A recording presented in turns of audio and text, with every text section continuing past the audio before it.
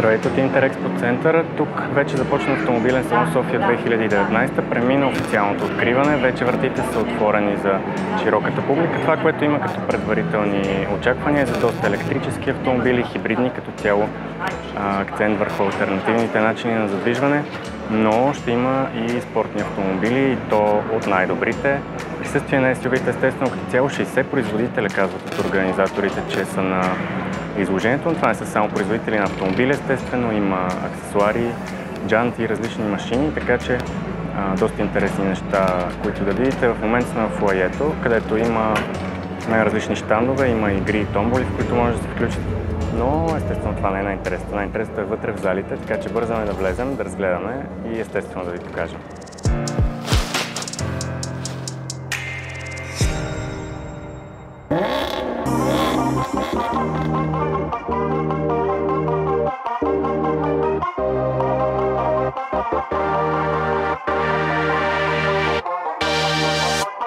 Зад мен е щанда на BMW, където освен новите гиганти X5 и X7, има и новата седма серия, като всеки може да влезе и да изпробва нормалните функции, които има в нея. Отзад първо, че има доста място, буквално като за трима такива като мен.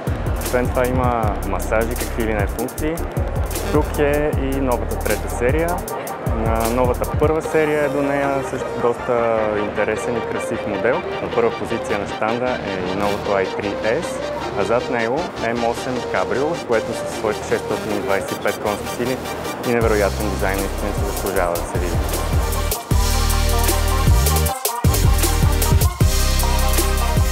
Акцент на щанда на Toyota беше електрическото задвижване, като освен новото Camry, целият първи ред беше зает от хибриди.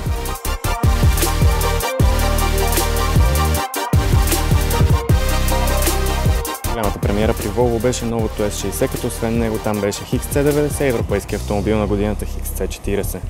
Зад мен е новата Fiesta ST, а още по-зад мен е новият Focus ST, което е и голямата премиера тази година на техния щанд. Той вече е с 280 конски сили и 2,3 литровия EcoBoost и е доста по-голям, вече няма нищо общо с старите фокуси.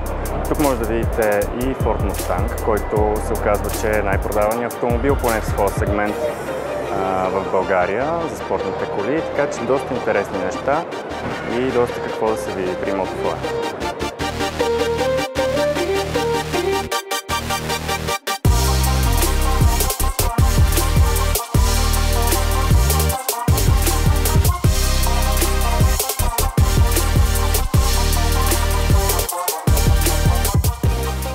Шкода е изключително богат, като там впечатлява фейслифта на Superb, както и чисто новия Kamiq, който ще се бори за челните места в сегмента на малките градски SUV.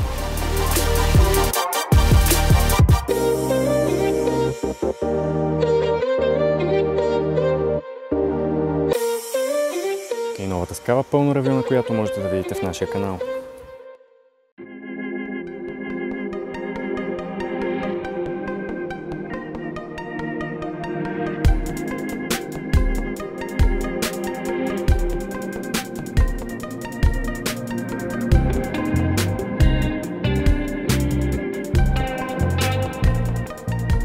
Щанда на вече самостоятелния бранд DS, чието автомобили впечатляват със страхотен дизайн и усещане за лукс.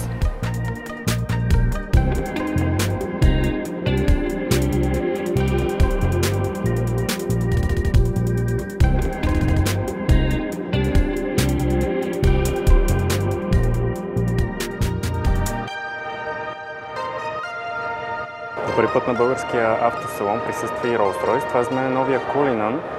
Първото SUV на марката, което е наистина страхотно, но ако искате да го разгледате малко по-отблизо, няма да можете.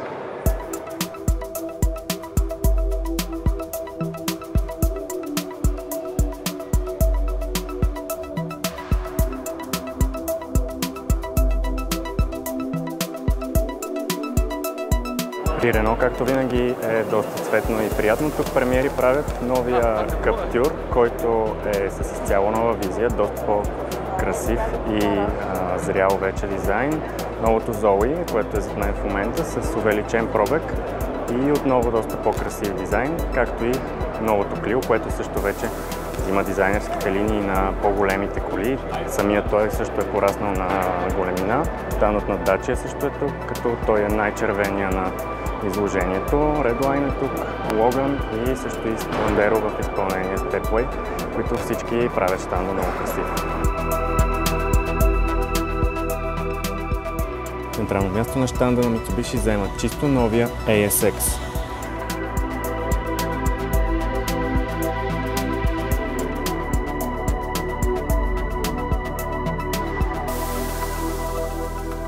Тук зад мен са щандовете на някои от новите производители за българския пазар, сред които италианската DR, както и индийската Mahindra, които са по-скоро в бюджетния клас, но всъщност са интересни да се видят, защото са нещо различно, нещо, което не сме виждали по улиците до сега. Също тук е и щанда на китайската компания Haval, които обаче автомобили изглеждат изненадващо добре.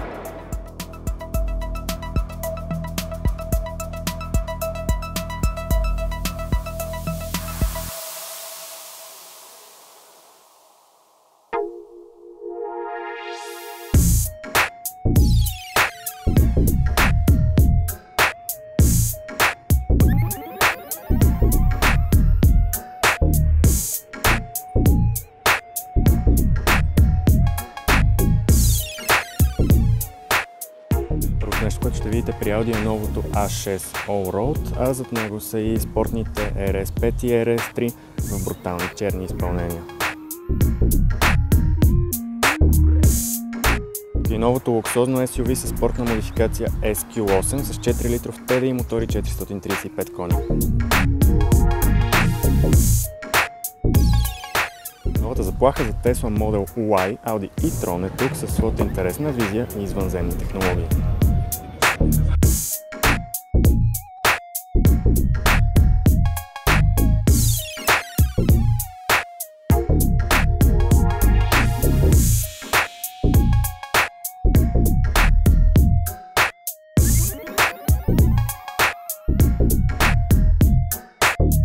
Като че ли очаквахме малко повече от щанда на Volkswagen, тук е Volkswagen Passat, любимия народните фенове, както и малко по-интересния Arteon, но като цяло нищо кой знае какво по-особено.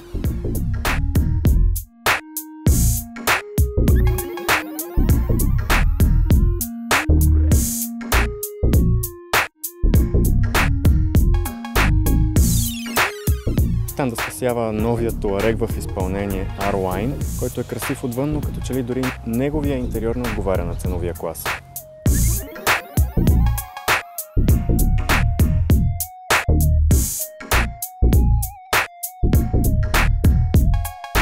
В щанда на Subaru можете да видите дисекция на Forester. Интересно да видите разположението на двигателя и основните елементи по окачването, а това остана един от любимите ми битове от цялото изложение.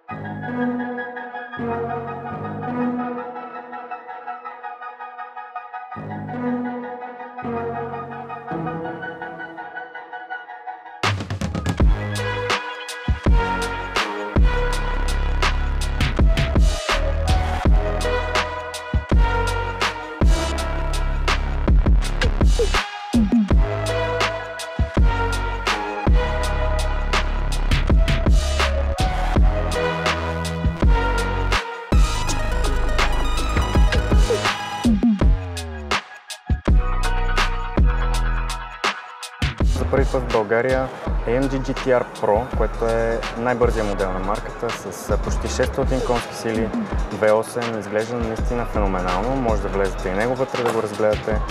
Имаме G-Class в много интересно изпълнение с V8 битурбо, с много красив черен мат. SUV гамата на марката, GLC, GLE и най-големия GLS, подредени тук по големина, както и един от най-големите автомобили с 4 врати, GT63S, така че много красив и много интересен щанд.